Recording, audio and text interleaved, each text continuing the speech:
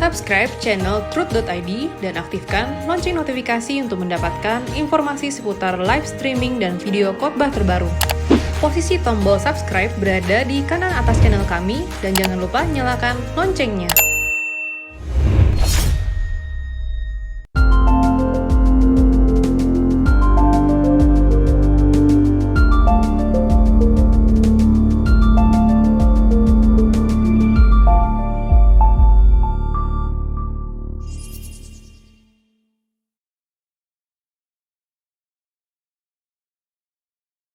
Mari kita berdoa Bapak Ibu semuanya. Bapa, kami mohon pimpinan-Mu, kami mohon tuntunan-Mu, agar kami dapat belajar kebenaran-Mu, supaya kami dapat menyukakan dan menyenangkan hati-Mu di dalam kehidupan ini ya Bapa. Untuk mengerti apa yang menjadi isi hati-Mu, sehingga kami dapat melakukannya setiap saat, setiap kehidupan ini, selagi kami masih memiliki kesempatan ya Bapa. Masalah penderitaan, agar kami terus berubah menjadi serupa dengan Putra-Mu, Tuhan kami, agar setiap umat-Mu yang saat ini mendengarkan kebenaran juga dapat mengerti dan menangkap apa yang menjadi isi hati-Mu, sehingga kami dapat isi hati-Mu, sehingga kami dapat melakukannya di dalam kehidupan ini, agar kami terus mengalami progres di dalam perubahan, sehingga kami menjadi serupa dengan Tuhan kami Yesus Kristus. Untuk mendengar kebenaran-Mu ya Bapa, di dalam nama yang mulia Tuhan kami Yesus Kristus. Shalom Bapak Ibu Saudara. Saat ini bagaimana kita bisa berbuah baik walaupun cuaca tidak. Bahwa kalau ini merasa bahwa kalau kita yang baik itu karena didukung dengan situasi, kondisi, dan keadaan. Harus menyadari bahwa apa yang terjadi di dalam kehidupan kita saat ini, mari kita belajar bagaimana kita bisa hidup percaya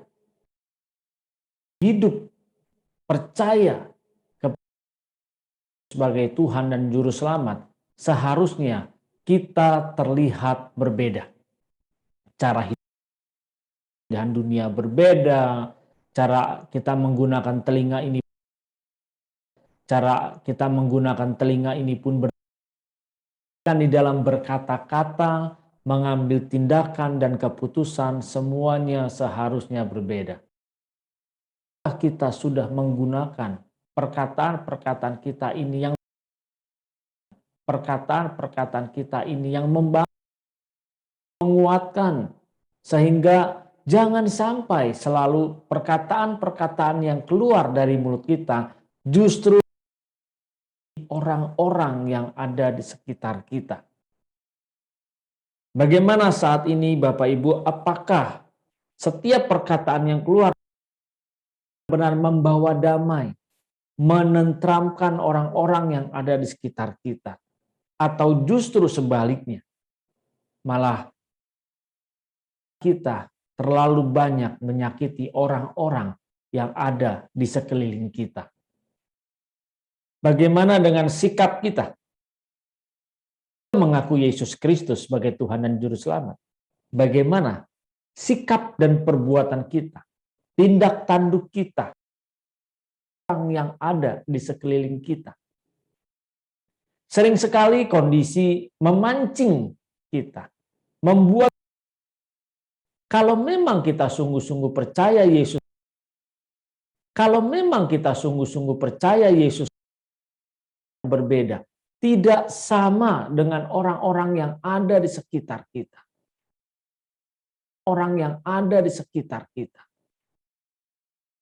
koreksi, memeriksa diri kita, benarkah kita berbeda dengan orang lain, atau malah justru kita. Kalau kita percaya kepada Yesus Kristus sebagai Tuhan dan Juru Selamat, dan kita percaya yang benar, sebenarnya kita sebagai orang percaya perubahan. Sikap kita berubah, habit kita berubah, bahkan kehidupan kita seluruhnya mengalami perubahan. Kalau kita saat ini tidak mengalami perubahan dan kita sama dengan orang-orang dunia, sangat disayangkan. Kita dengan benar. Percaya yang bagaimana yang kita yakin. Percaya yang bagaimana kita bisa meneladani apa yang dia percaya. Bisa meneladani apa yang dia percaya ini. Jangan sampai di dalam kehidupan kita malah Tuhan membuat orang wow. Membuat orang wow. Nah, hidup kita membawa dampak di dalam kehidupan ini. Orang-orang di sekeliling kita tidak ada, kita dirindukan. Kita tidak ada, kita dirindukan dan di tengah-tengah orang-orang sekitar kita. Apakah saat ini kita justru kita tidak diharapkan untuk ada di sekitar orang-orang yang ada? Kalau kita tidak pernah diharapkan untuk ada, berarti kita harus memeriksa apakah hidup kita tidak membawa dampak kepada orang-orang sekeliling kita.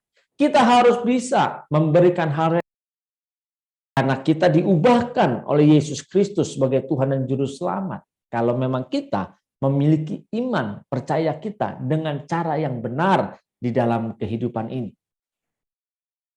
Seseorang akan terlihat dia percaya Yesus Kristus itu dengan benar atau tidak. Melalui kehidupannya. Apa yang percaya Yesus Kristus ini bisa membuat orang lain di sekitar kita terpukau, terheran-heran dengan gaya hidup kita, cara hidup kita, cara berbicara kita, terpukau. Atau justru malah kita sebalik sekeliling kita dengan orang-orang yang tidak percaya Yesus Kristus sebagai Tuhan dan Juru Selamat. Siapa yang tahu Bapak Ibu selamat? Siapa yang tahu Bapak Ibu kita sama dengan mereka? Selagi kita memiliki kesempatan dan masih mendengarkan kebenaran ini,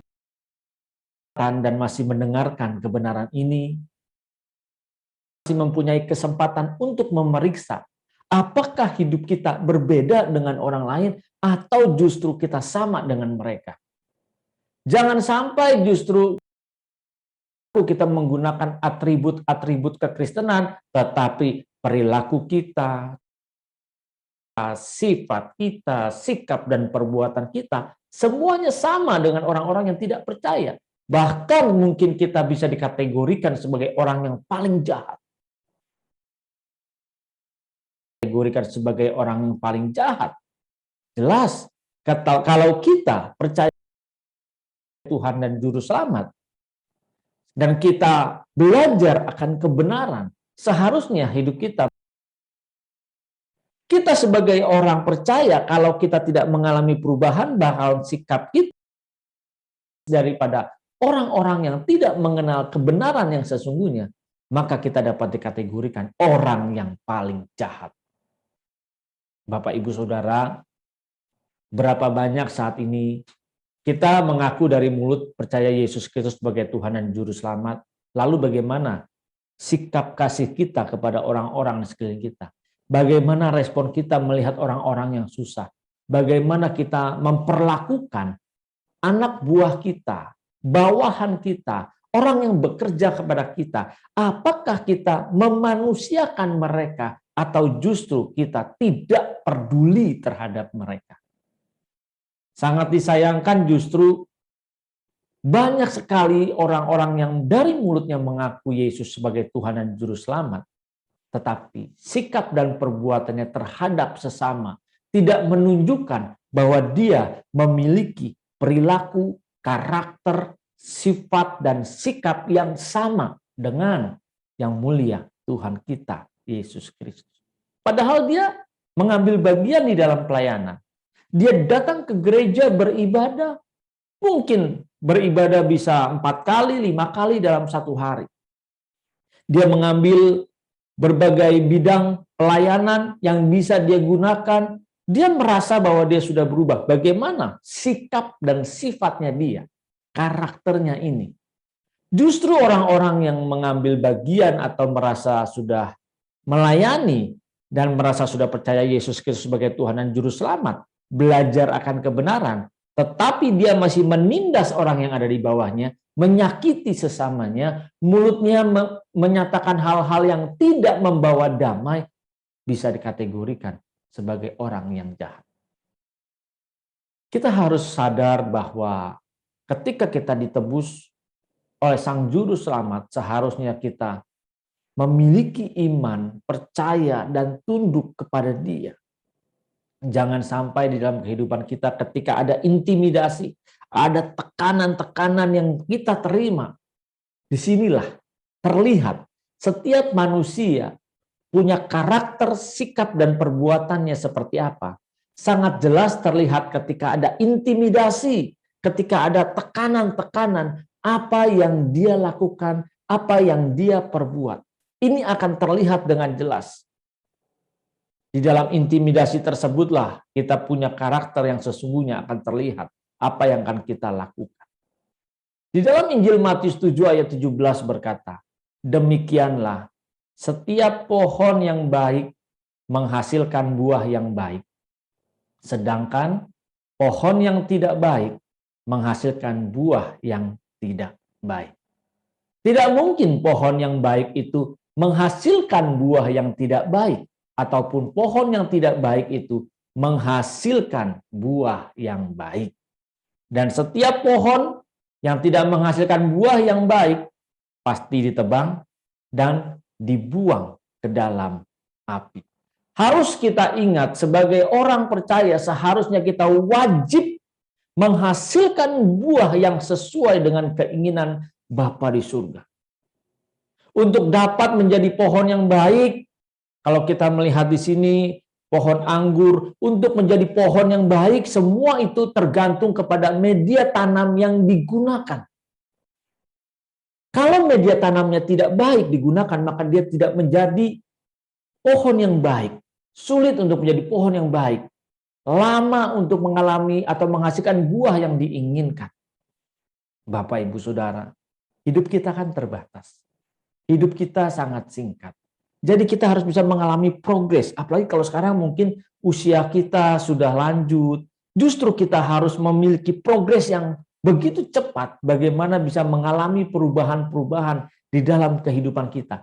Jangan kita habiskan waktu untuk hal yang sia-sia. Kalau sebuah pohon saja untuk dia bertumbuh, dia harus memiliki media, dia harus tertanam di media yang benar, di media yang subur, di media yang baik, maka pohon itu bisa menjadi pohon yang baik. Bagaimana dengan kehidupan kita sebagai orang percaya? Harusnya kita tertanam di sebuah media yang baik.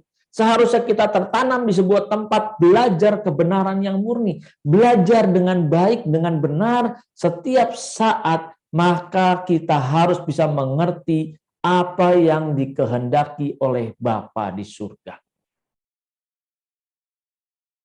Ketika kita belajar kebenaran yang murni, yang benar, kita mau memberi diri kita untuk berubah, maka kita bisa berjalan di dalam hadirat Bapa.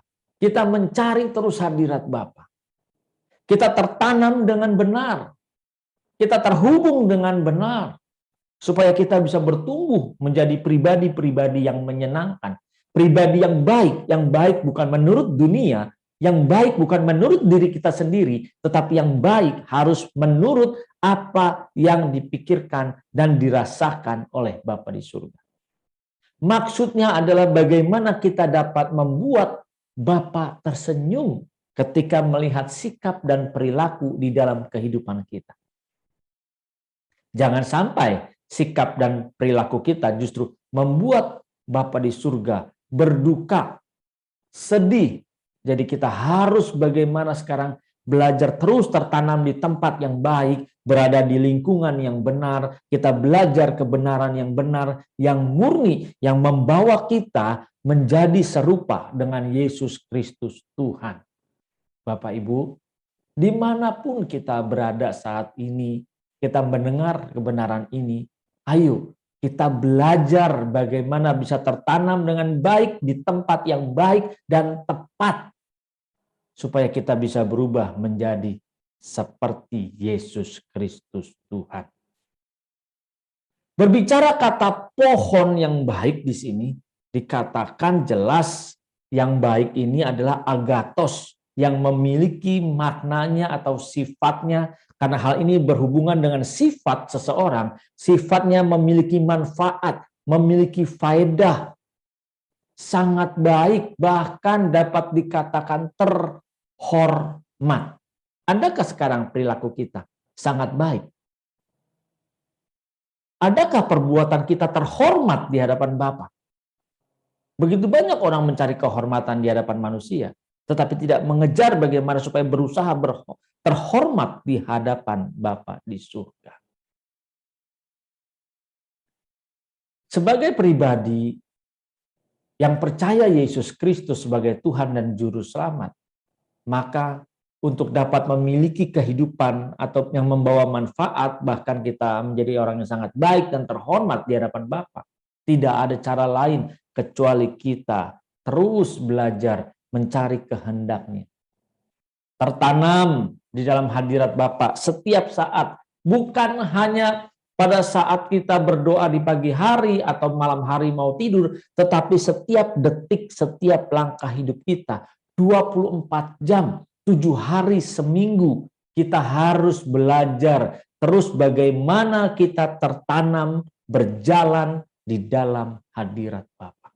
Ketika kita sibuk dalam pekerjaan, kita mengundang atau melibatkan Bapa di dalam setiap aktivitas kita.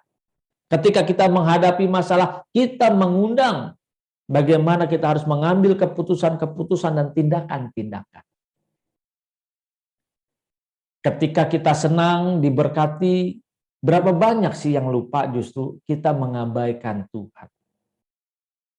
Berbicara kita tertanam di dalam hadirat Bapa, berarti setiap saat, setiap detik, baik senang, baik susah, kita harus tetap melibatkan Tuhan di dalam kehidupan kita. Tanpa kita tertanam dengan baik, dengan benar, maka kita tidak bisa menampilkan kehidupan Tuhan kita Yesus Kristus di dalam diri kita. Mari Bapak Ibu Saudara, kalau kita melihat bagaimana berbicara buah yang diharapkan di sini, buah yang baik. Berbicara buah di sini berbicara tentang karpos, karena berasal dari bahasa aslinya yaitu karpos. Karena buah di sini menggambarkan atau dari buahnya kita tahu asalnya dari mana. Dari buahnya kita tahu sumbernya ini dari pohon yang baik atau tidak. Karena ini menunjukkan, bahkan buah di sini juga menggambarkan bagaimana tindakan dan perbuatan kita. Bagaimana kehidupan kita saat ini. Adakah kita memberikan buah yang baik di dalam kehidupan ini? Melalui buah perbuatan kita, tindak tanduk kita, kelakuan kita, orang lain bisa melihat kita berasal dari mana. Apakah kita berasal dari kerajaan surga, di mana katanya kita sebagai ahli waris kerajaan surga? Atau justru kita berasal dari dunia ini, di mana kita mengejar segala kenyamanan dunia ini. Bapak Ibu Saudara, tindak tanduk kita, sikap kita, perbuatan kita inilah yang menunjukkan dari mana kita berasal. Kalau kita sekarang ini mengaku sebagai ahli waris kerajaan surga, memiliki keluarga negaraan surga, bahkan kita mau memerintah bersama dengan Tuhan kita Yesus Kristus, akan terlihat ketika kita masih hidup di bumi ini. Semua dengan jelas terlihat. Apakah kita mewakili kerajaan surga atau kita mewakili dunia ini? Berapa banyak orang menjadi Kristen, menggunakan atribut yang percaya Yesus Kristus sebagai Tuhan dan Juru Selamat, mungkin pakai anting salib, pakai kalung salib, tetapi perbuatannya, tindak tanduknya kejam. Sama sesama saling sikut, saling injak, saling singkirkan. Bahkan memfitnah, menggosipkan hal-hal yang tidak benar. Apakah buah yang seperti ini yang kita hasilkan di dalam kehidupan kita?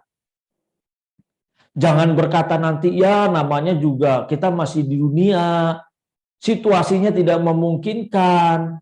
Ingat, selagi kita menyadari bahwa kita ditebus oleh Tuhan kita Yesus Kristus, kita tidak punya hak lagi di dalam kehidupan ini. Dan seluruhnya sudah menjadi milik Tuhan kita Yesus Kristus.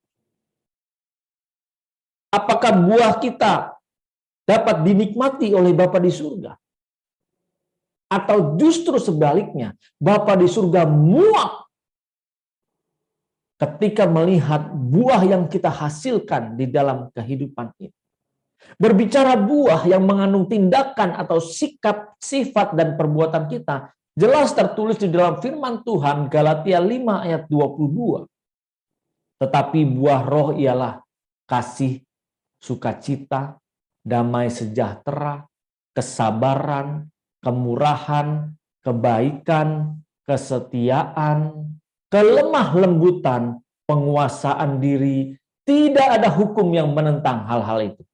Tidak ada hukum satupun yang menentang kebenaran ini. Adakah kita menghasilkan kasih di dalam kehidupan kita? Begitu sering kita mengatakan bahwa kasih itu adalah Yesus itu sendiri. Lalu katanya Roh Allah hidup di dalam diri kita. Bagaimana kita hidup ini?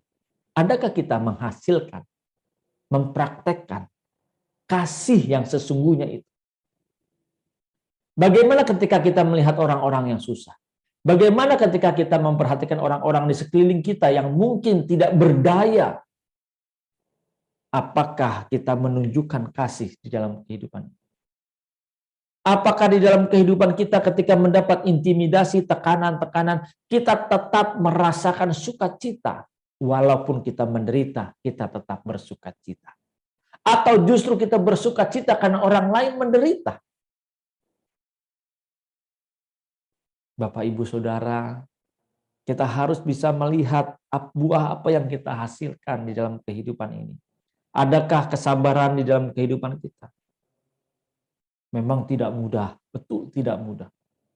Apalagi kalau kita sebagai orang yang berasal dari emosional, mudah marah, cepat darah tinggi.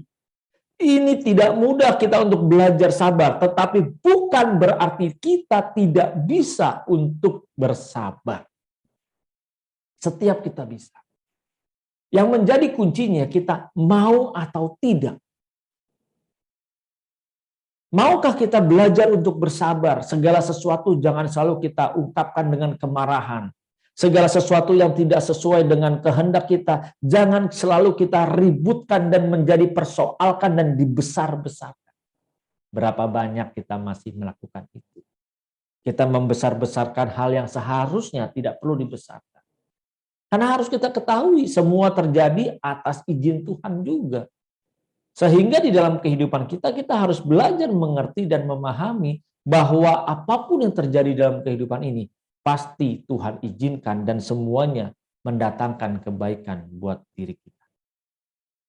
Adakah kita memiliki kelemah lembutan di dalam kehidupan ini? Lemah lembut yang bagaimana? Lemah lembut karena orang lain baik sama kita? Atau justru sebaliknya? Ketika orang lain yang berbuat jahat kepada kita, kita terus mengasihi dia. Atau orang berbuat baik kepada kita, kita malah injak-injak dia, kita tindas dia. Adakah kita belajar untuk mempraktekkan karakter Tuhan dalam hidup kita? Orang akan berkata sulit, sukar, tidak mungkin menjadi sama seperti Yesus Kristus Tuhan. Karena dia tidak mau kehilangan. Bagaimana dia bisa menikmati kedagingannya, kenikmatan dari dunia ini, kenyamanan dari dunia ini. Justru disinilah kita harus belajar bagaimana kita bisa memiliki buah yang baik itu di dalam setiap perilaku kita, perbuatan kita.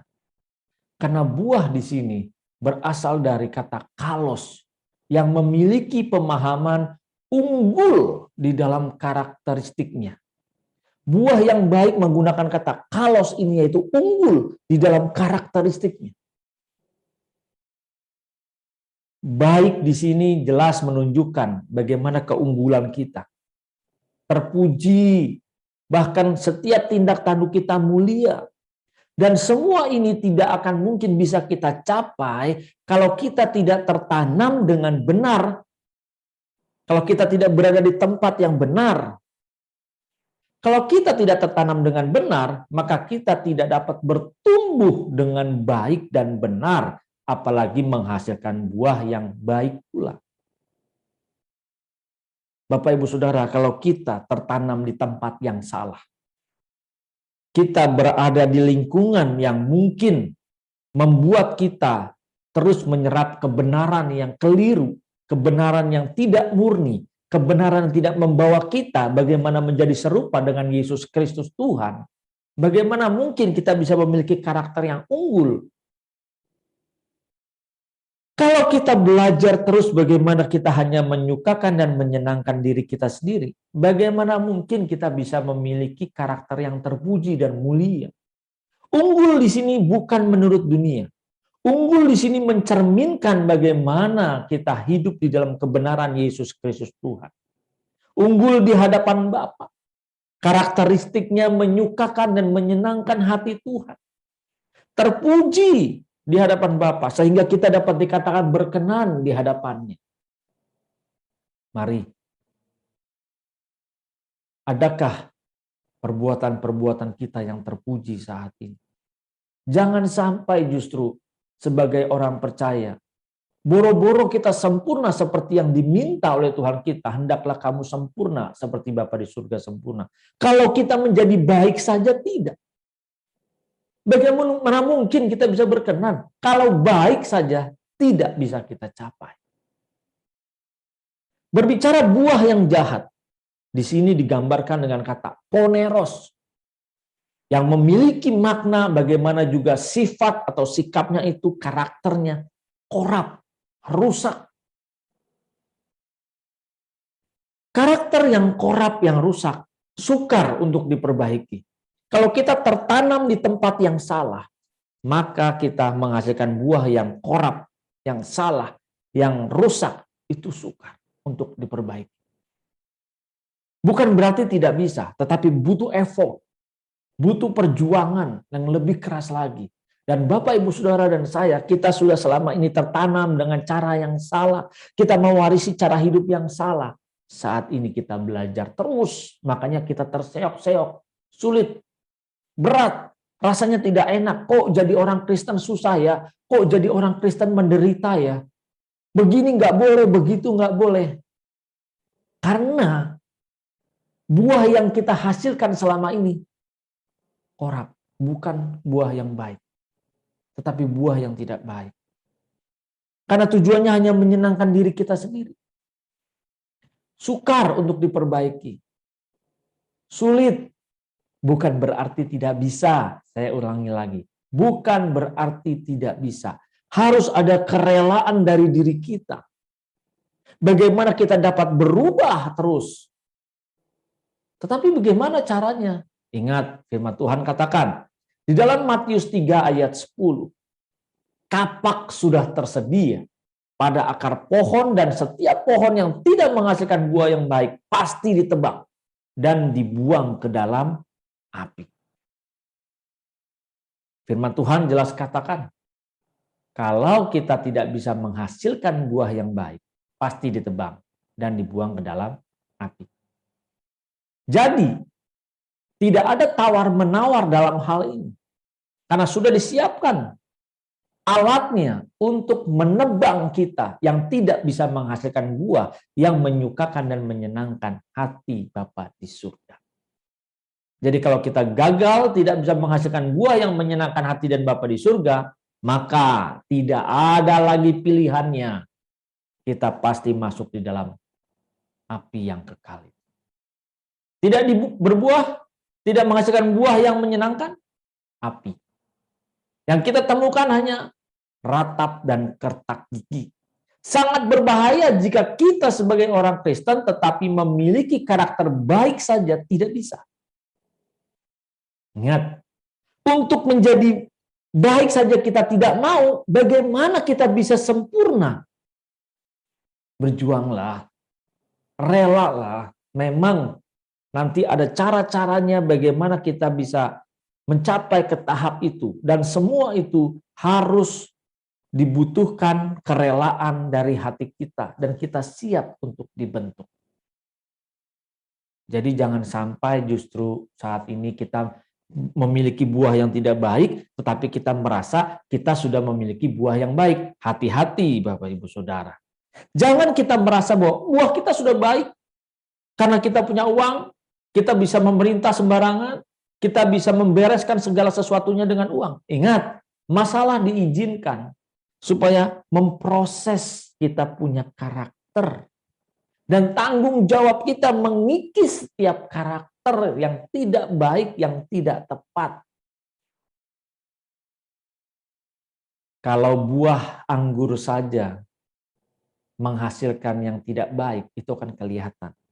Berarti dia tidak tertanam dengan baik. Pokok anggurnya tidak baik. Kalau kita memiliki buah yang tidak baik, maka akan ketahuan kita tertanam atau tertancap ke pokok anggur yang benar atau tidak. Atau kita salah melekat kepada pokok anggurnya.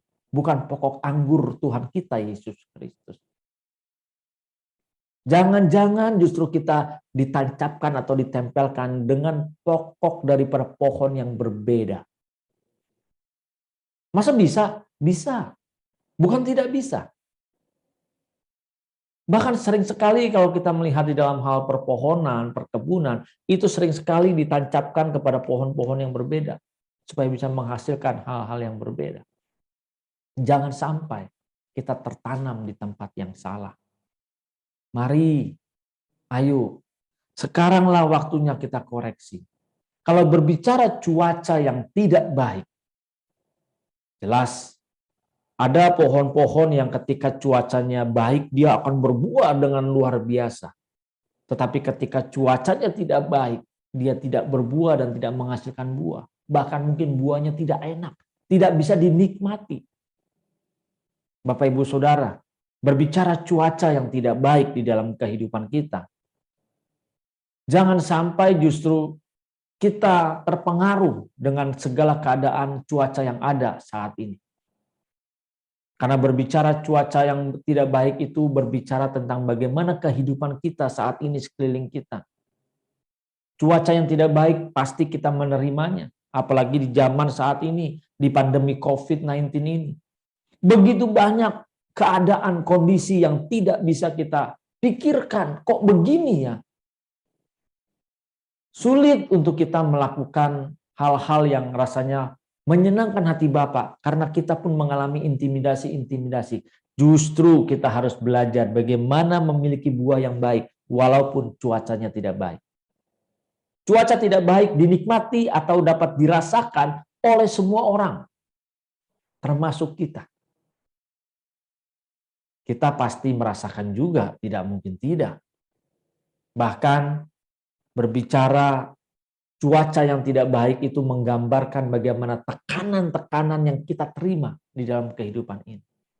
Atau mungkin ada intimidasi saat kita melakukan segala sesuatu, kita berjuang untuk menjadi lebih baik, kita berjuang untuk berubah menjadi serupa dengan Yesus Kristus. Bukan berarti tidak ada tekanan, bukan berarti tidak ada intimidasi. Itu kuat sekali intimidasinya. Disitulah kita harus bisa menunjukkan, bisakah kita bertahan untuk bisa menghasilkan buah yang benar. Saat kita dihina, saat kita disakiti atau diremehkan, bagaimana respon kita? Ketika ada perlakuan-perlakuan yang tidak menyenangkan, bagaimana perbuatan kita? Adakah kita tetap menunjukkan, belajar memberikan kasih kita, belajar menerima segala sesuatu yang tidak mengenakan itu? Ketika ada orang yang mungkin membenci kita, adakah kita tetap mengasihi dia? Atau justru sebaliknya, kita malah membenci dia. Bagaimana ketika kita menghadapi suasana seperti ini? Adakah kita tetap menghasilkan buah yang baik? Atau justru sebaliknya?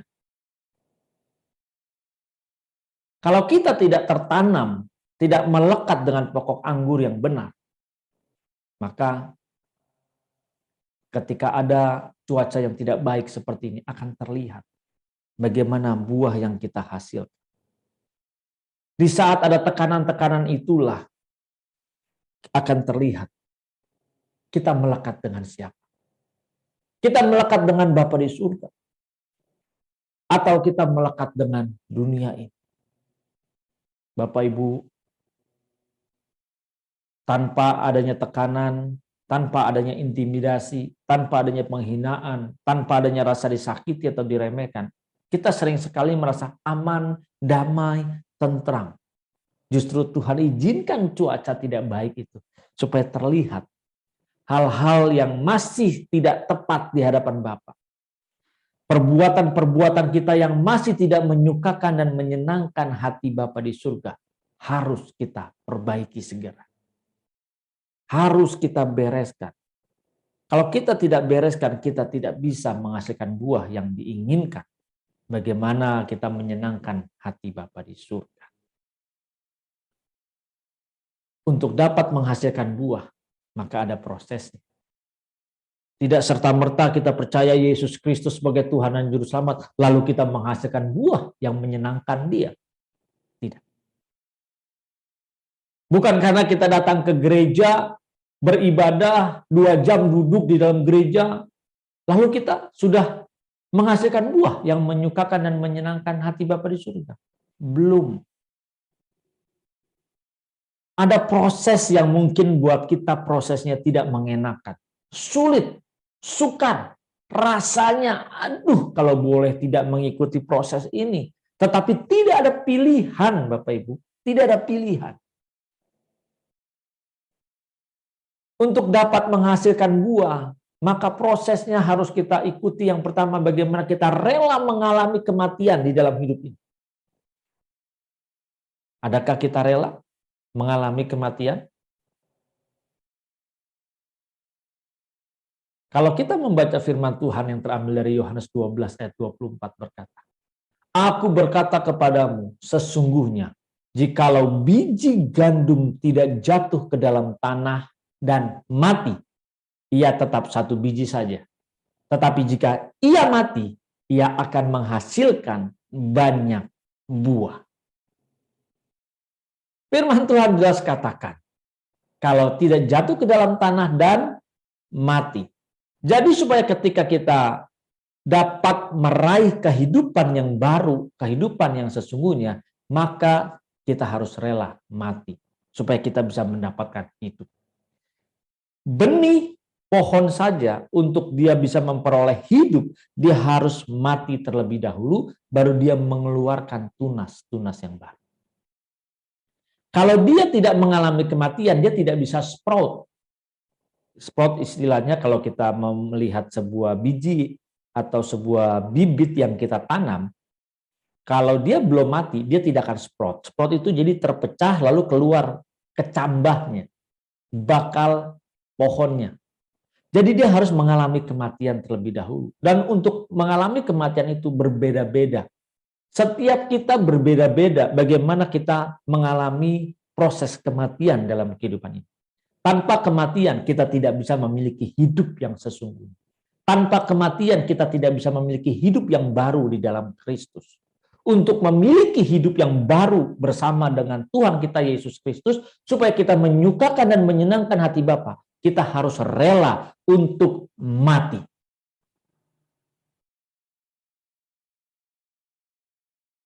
Kalau masih anti sampai saat ini kita untuk mengalami kematian, atau tidak rela untuk mengalami kematian, maka kita tidak bisa memiliki hidup yang sesungguhnya. Kalau kita mencari hidup tanpa kita mau mengalami kematian, maka kita akan kehilangan hidup itu.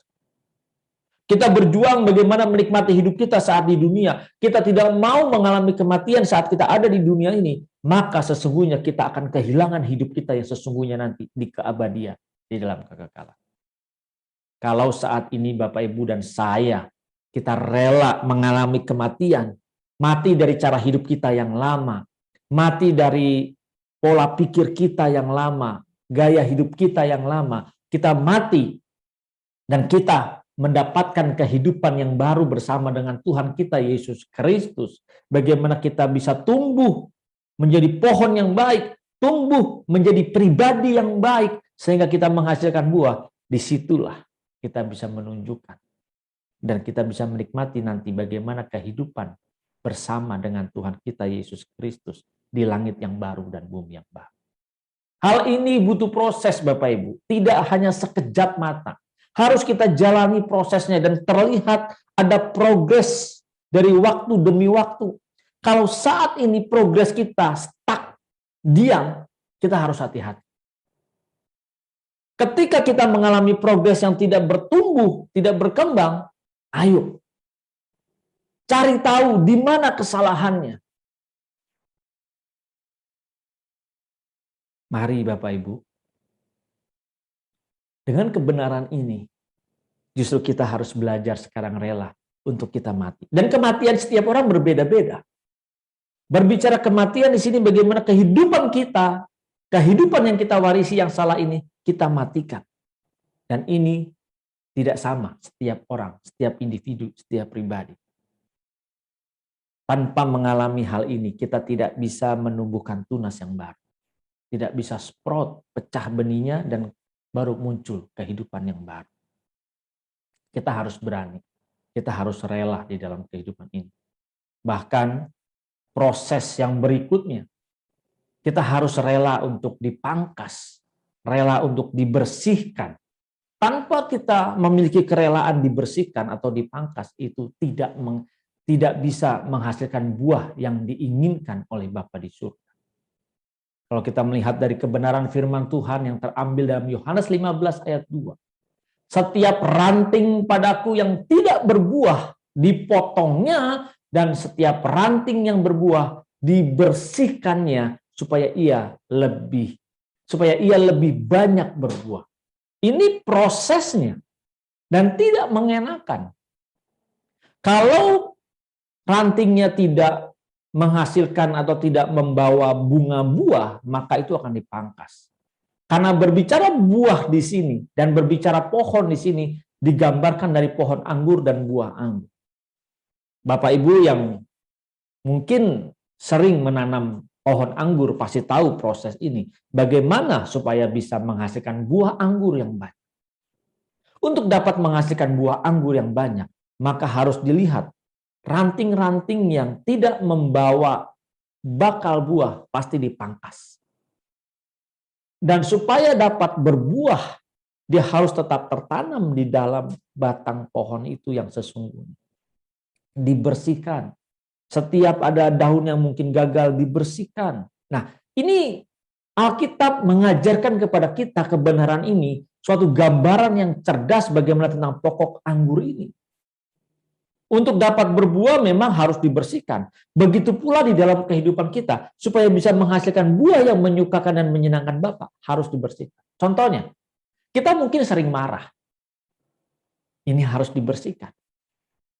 Buat apa kita marah? Ini harus dipangkas, harus rela. Rela enggak? Nah, ketika dipangkas, tidak mudah begitu saja.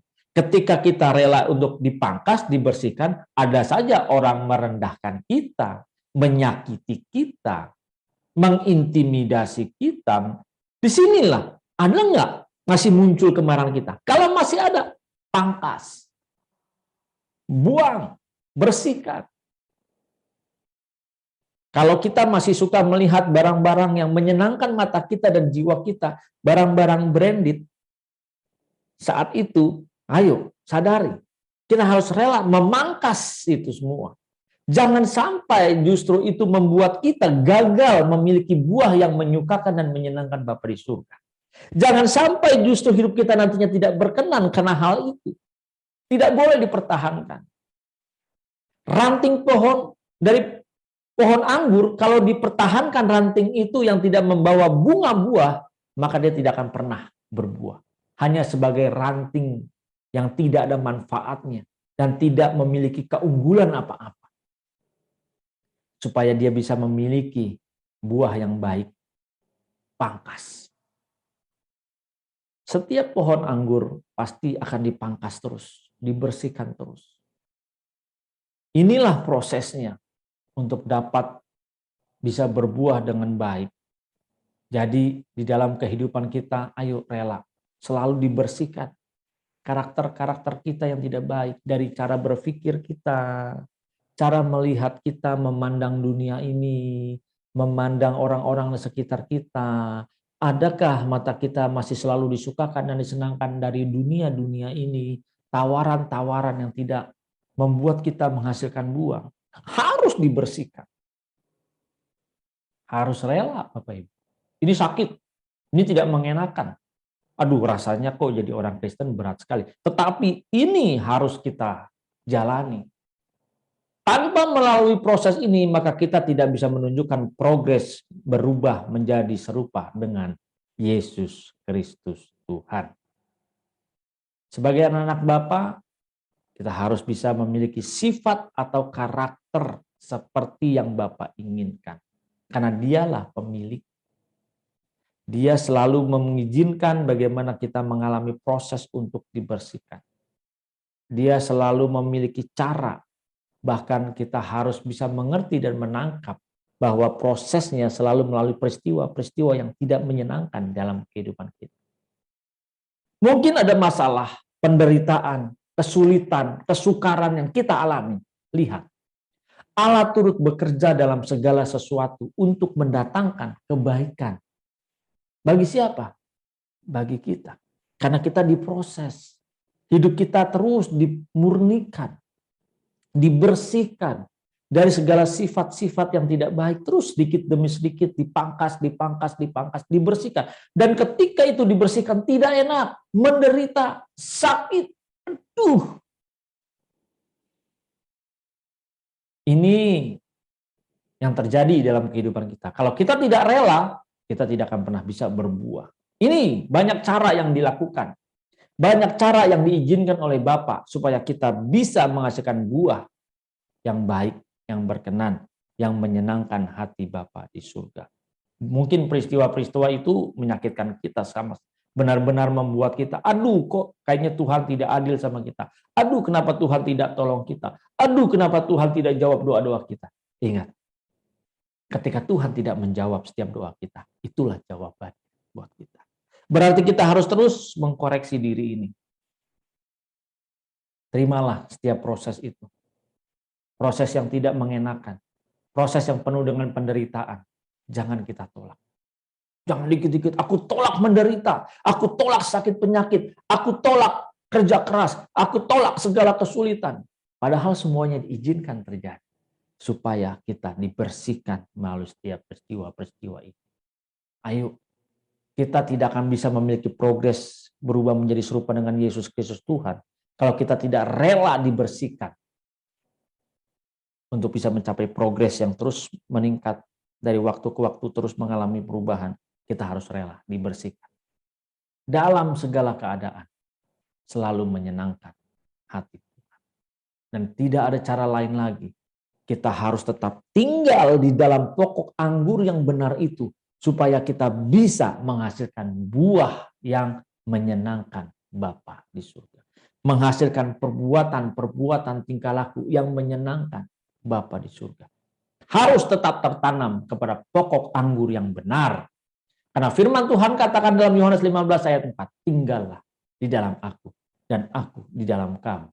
Sama seperti ranting tidak dapat berbuah dari dirinya sendiri kalau ia tidak tinggal pada pokok anggur, demikian juga kamu tidak berbuah jikalau kamu tidak tinggal di dalam aku. Bapak Ibu Saudara mau berbuah? Apakah kita sama-sama mau berbuah untuk menyukakan dan menyenangkan hati Bapa di surga? Maka harus tetap tinggal di dalam Dia. Apapun situasinya, apapun kondisinya, untuk dapat menghasilkan perilaku-perilaku yang menyukakan dan menyenangkan hati Bapa. Walaupun cuacanya tidak mengenakan, walaupun kondisinya mungkin tidak menguntungkan buat kita, Kita dapat berbuah kalau kita tetap tinggal di dalam pokok anggur yang benar itu, yaitu Tuhan kita Yesus Kristus. Cuaca boleh bergejolak, cuaca boleh tidak menyenangkan, tetapi kita harus bertahan untuk tetap tinggal di dalamnya. Disinilah kita baru bisa menghasilkan buah yang menyenangkan hati Bapa di surga.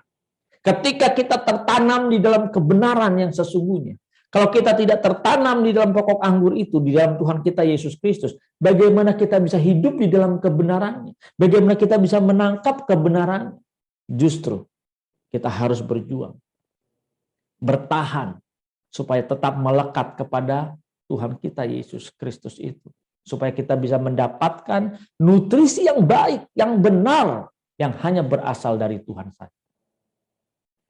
Setiap ranting yang ditebang tadi dari pohon anggur itu, tujuannya hanya satu, supaya nutrisi yang berguna, yang baik ini, bisa membawa hasil, bisa membawa buah, dan sehingga pohon anggur ini bisa mengeluarkan bunga, dan bunga itu yang menghasilkan buah. Begitu pula dalam kehidupan kita. Kalau kita tertanam di dalam pokok anggur yang benar, kita tertanam di dalam Tuhan kita Yesus Kristus, dan setiap karakter kita dikikis, setiap hal-hal yang tidak baik dikikis, ranting-ranting perbuatan-perbuatan yang tidak menyenangkan dikikis, dibersihkan, maka kebenaran itu, nutrisi yang luar biasa itu, firman Tuhan yang benar itu, yang membawa kita pada akhirnya dapat mengalami proses pembuahan yang menyukakan dan menyenangkan hati Bapa di surga. Bapak Ibu Saudara, tidak ada pilihan. Ayo, saya mengajak saat ini, maukah kita terus bertahan di dalam kehendak-Nya? Kita melekat terus, tanpa kita hidup di dalam kebenarannya, kita tidak dapat melakukan kehendak Bapa di surga. Kalau kita tidak dapat melakukan kehendak Bapa di surga, maka kita tidak dapat masuk dan memerintah bersama-sama dengan Dia. Karena orang yang masuk surga bukan hanya karena dia percaya Yesus Kristus sebagai Tuhan dan Juru Selamat. Orang yang masuk surga bukan karena dia pergi ke gereja saja tetapi tidak menghasilkan buah. Orang yang masuk surga bukan karena dia pakai anting-anting atau kalung salib, tetapi orang yang melakukan kehendak Bapa di surga. Menjadi orang Kristen tidak melakukan kehendak Bapa di surga pun tidak dapat masuk ke tempat yang Dia janjikan. Jadi kita harus bisa melihat satu. Adakah buah dalam kehidupan kita? Walaupun cuaca tidak menyenangkan, kondisi tidak mendukung, tetapi saat ini kita mengerti akan kebenaran. Saya mengajak, ayo Bapak Ibu Saudara, sama-sama. Saya pun juga sama terseok-seok dalam hal ini. Tetapi kita tahu kebenaran ini. Jangan sampai kita dibuang ke dalam api. Jadi ayo kita sama-sama, yuk kita belajar terus. Rela untuk dibersihkan supaya kita dapat menghasilkan buah yang menyukakan dan menyenangkan Bapa di surga. Mari kita berdoa. Bapa, terima kasih buat kebenaran-Mu saat ini. Sukacita yang luar biasa kami mengerti bahwa kami harus memberikan diri kami rela untuk mengalami kematian setiap saat. Rela menderita ketika kami dibersihkan. Bahkan kami terus harus bertahan di dalam kebenaran-Mu, di dalam pokok anggur yang benar itu. Bapa, mampukan setiap kami untuk menjalani, mempraktekkan kebenaran ini, agar kami dapat terus berubah menjadi serupa dengan Yesus Kristus Tuhan. Terima kasih Bapa, buat kebenaran-Mu saat ini. Kami tahu ini tidak mudah, tetapi kami mau melakukannya. Kami tahu ini sukar, tapi kami percaya Roh Kudus-Mu menuntun dan memampukan kami untuk menjalaninya ya Bapa. Terima kasih Bapa di surga. Berkati setiap umat-Mu yang mendengarkan kebenaran ini. Dimanapun mereka berada, mampukan kami semua untuk dapat melakukannya dengan baik. Sehingga kami berkenan di hadapan. Di dalam nama yang mulia, Tuhan kami Yesus Kristus. Amin. Tuhan Yesus memberkati.